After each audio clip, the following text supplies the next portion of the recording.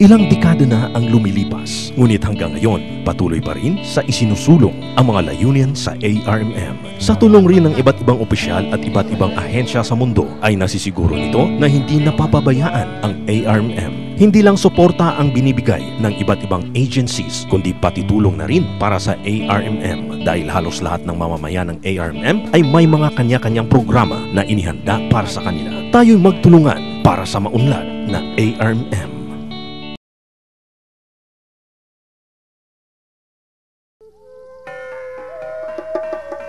Nakakamangha, di ba?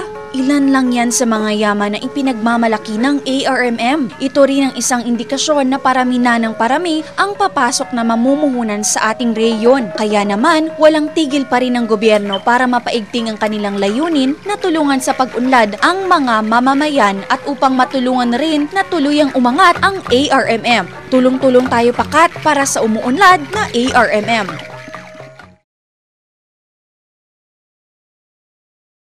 Maraming pagsubok man ang dumating sa ARMM, patuloy pa rin na gumagawa ng paraan ang mga namumuno rito sa pagsulong ng ating rehiyon. Napakaraming oportunidad na makukuha rito dahil napakayaman natin sa agrikultura. Kaya naman, patuloy pa rin ang mga opisyal ng Autonomous Region in Muslim Mindanao sa pagpapaunlad ng rehiyon para masigurong tuloy-tuloy ang kasaganaan na natatamasa ng ARMM at ng mga mamamayan nito. Kaya tayo'y magkapit-bisig at isulong ang kaunlaran ng ARMM.